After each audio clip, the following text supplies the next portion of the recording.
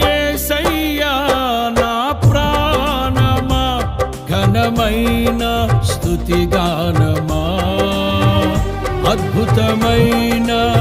నీ ఆదరణే, ఆశ్రయమైన నీ సంరక్షణయే నన్ను